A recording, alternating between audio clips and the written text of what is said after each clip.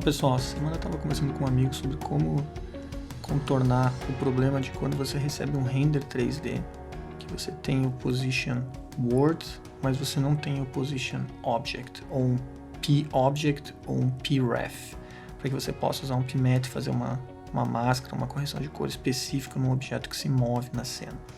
Pode acontecer que o artista 3D esqueceu de renderizar o passe, ou o passe chegou quebrado e vai demorar para renderizar novamente esse passe. O que você pode fazer nesse meio tempo para poder resolver essa situação?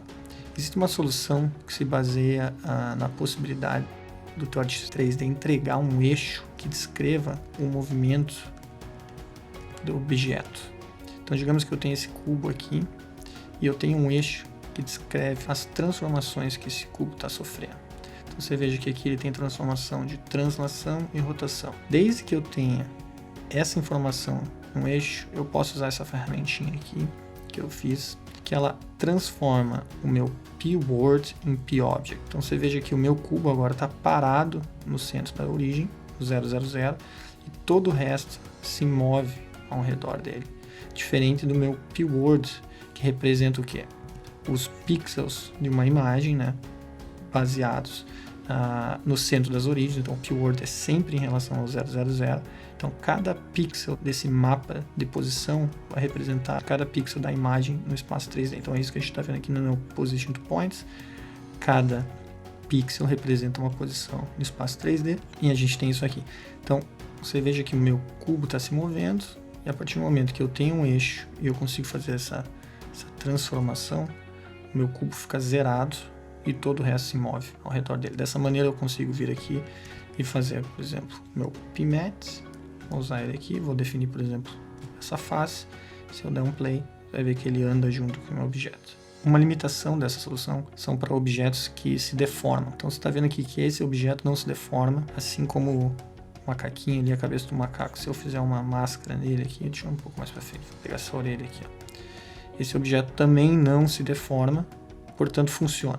Se esses objetos estivessem se deformando, aí você precisaria de um outro passe do 3D, que aí se chama P-Ref. Aí é um outro passe que não tem como a gente resolver dentro do Nuke, porque o P-Object, que é esse que a gente está fazendo, baseado no objetos, então é como se esse eixo aqui, ó, ele agora está no centro das origens. Essa distância do centro para cada pixel da imagem vai ser sempre a mesma. Então aquele 0, até aqui é sempre a mesma durante todo o meu render aqui.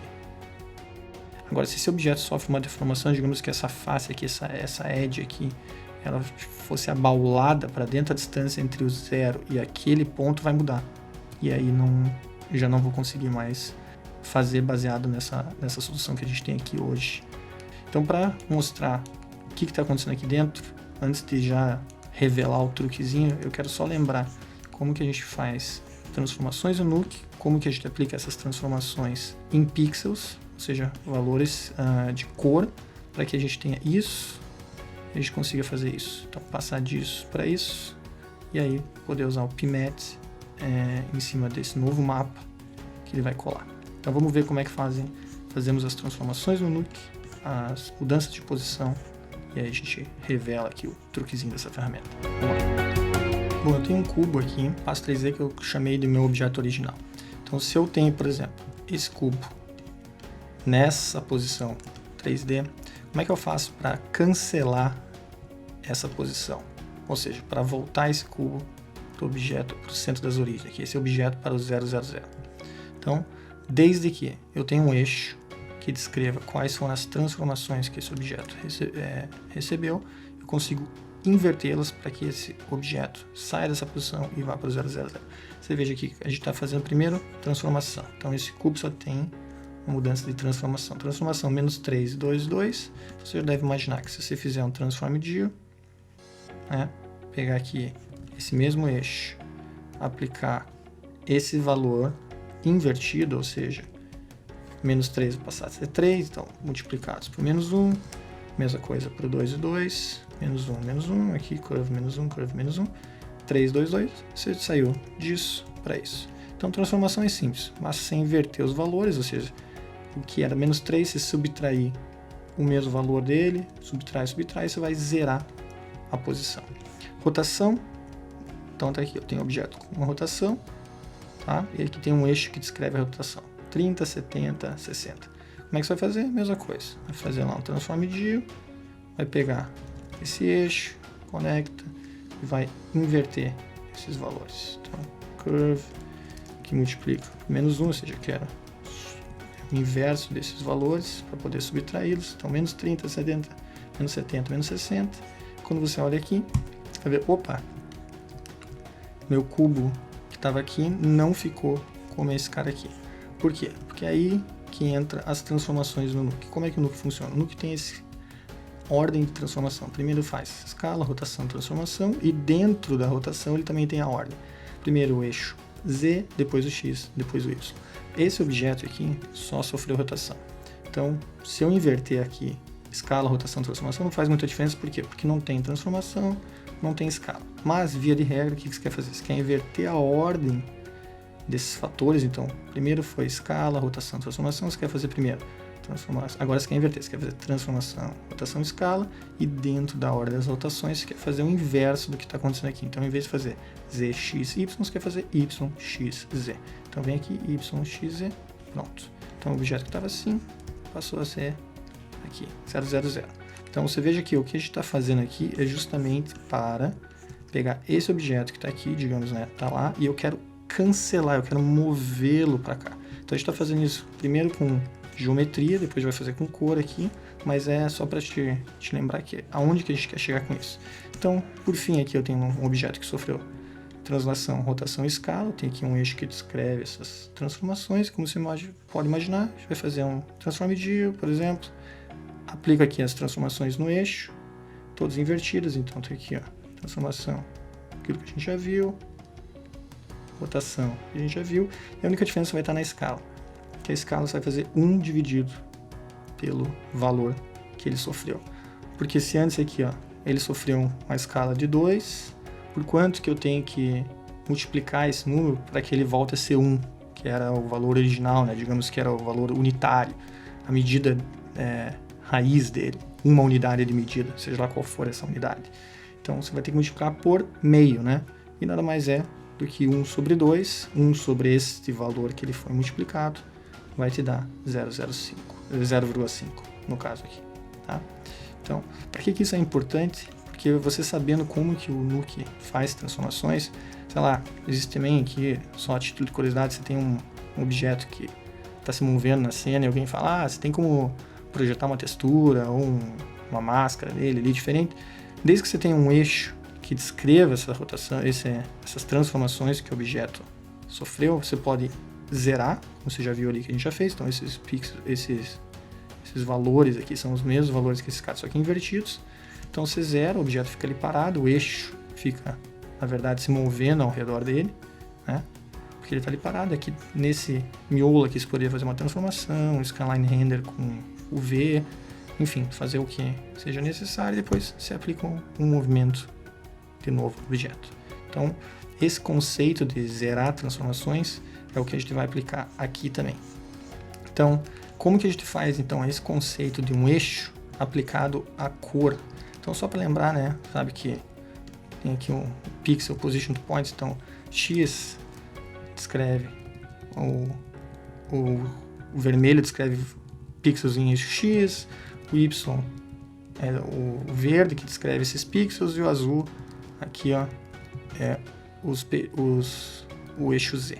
Então, se você pegar um CMS pattern, que é um mapa que descreve todos os valores entre 0 e 1 para todos os 3 canais, aplicar isso no position to points, você vai ter um cubo. Então tá aqui, esse cubo descreve todas as posições 0 a 1 nos 3 eixos.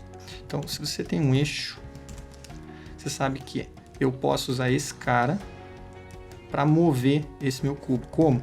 Se esses valores de translação correspondem a valores de red, green, blue, por exemplo, posso usar um grade aqui, ó. Se eu só vou usar o grade aqui só para te mostrar o que acontece. Se eu fizer um gain, opa, estou mudando a escala. Se eu fizer um multiply, estou mudando a escala. Se eu liberar aqui, ó, fizer isso aqui, ó, escala no eixo X, escala no eixo Y, escala no eixo Z, no blue, né? No eixo Z. Então, para frente e para trás. Por que ele clampou aqui? não está indo para lá porque eu estou com o Black Clamp. Se você liberar aqui, você consegue ir para um lado, consegue ir para o outro.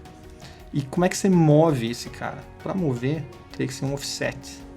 Porque basicamente você está adicionando valores, né? Offset nada mais é que uma adição. Então, em vez de usar um grade aqui, na verdade, eu vou facilitar a minha vida. Vou usar um add.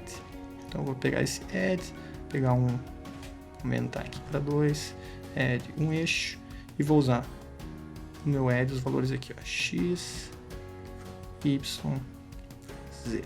Então, agora, se eu pegar qualquer valor no meu eixo, x, y, z, eu estou mudando a posição desses pixels no espaço 3D. Muito bem. Como é que eu faço rotação? Rotação não dá para fazer só nesse cara aqui, porque é um cálculo um pouco mais complexo para trocar a cor e rotacionar. Você vai precisar de um cara chamado Color Matrix. Quando você coloca o Color Matrix aqui, você vai ver que ele vai sumir com a tua imagem.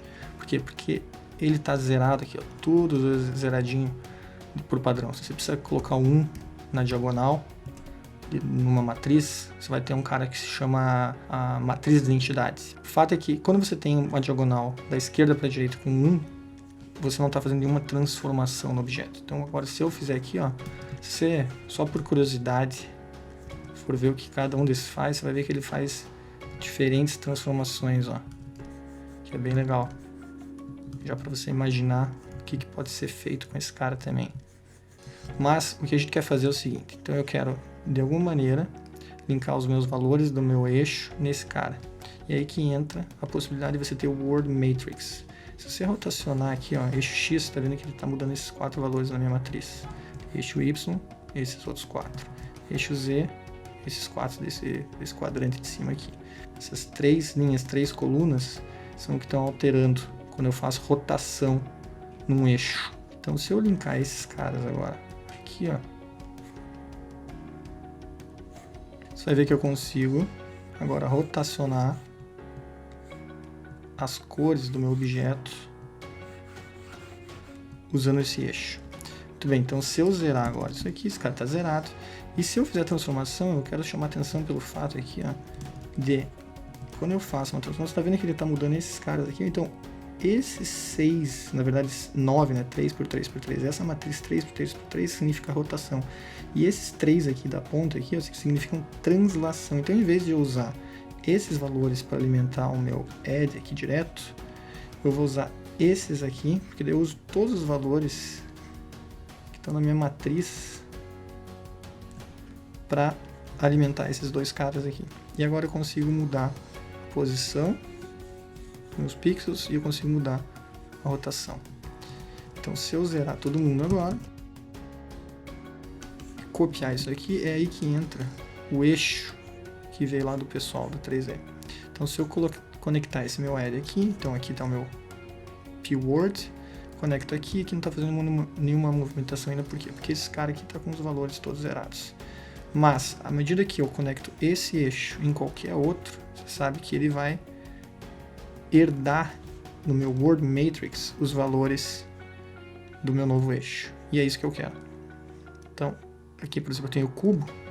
Então tá lá. Olha o que está acontecendo. Está se movendo.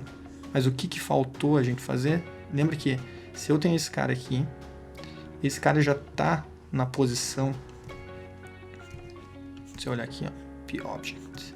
Na verdade, o position points do mundo. Esse eixo já está aqui, né? O que eu quero fazer? Eu quero subtrair esse valor desse aqui. Então faltou só inverter esses caras aqui, ó. Porque a gente viu lá a mesma coisa com a geometria. Então se eu fizer um multiply por -1 aqui, então agora eu zerei a transformação. Então a transformação aqui está zerada. Falta eu inverter a minha rotação. E a rotação eu não preciso ir um por um, porque ele já tem aqui um botão que é o invert. Ele vai inverter a minha matriz. E agora eu tenho isso. Isso que eu enxergo aqui, né? Então tá aqui, ó. Agora a minha matriz está invertida. Antes não estava. Estava assim, ó. A transformação estava correta, mas a rotação estava errada. E aí, como no momento que eu clico em invert, ele inverte. E agora eu tenho o meu p-word, que vira o meu p-object. Então, se eu olhar aqui dentro desse meu gizmo, é exatamente isso que eu tenho. Aí você veja que eu coloquei o transform e rotação. Por quê? porque você sabe que a ordem dos fatores vai alterar o resultado aqui. Como você já viu, o Nuke ele trabalha com escala, rotação, transformação. Então, se eu quero inverter o que está aqui, se eu quero que esse cara que está aqui vá para o meu zero, ou a cabecinha do macaco aqui venha para o zero, tem que inverter o que está acontecendo, eu tenho que inverter. Primeiro eu faço, em vez de escala, rotação, transformação, eu faço transformação, rotação, escala. Então, primeiro esse cara aqui é transformação, então esse aqui é meu transform, e esse cara aqui é a minha rotação. Tá. Então é isso. Agora eu posso conectar aqui, venho aqui, faço uma máscara, vou ficar olhando através do meu Gradle, você pode olhar aqui, apertar M se for o caso, seleciona aqui, vem para cá, tiro o M, overlay, tá lá. Beleza? Então é isso. Dessa maneira você consegue transformar o teu P-Word em P-Object, desde que o objeto não tenha deformações, vai funcionar perfeitamente. Beleza? Então é isso. Valeu!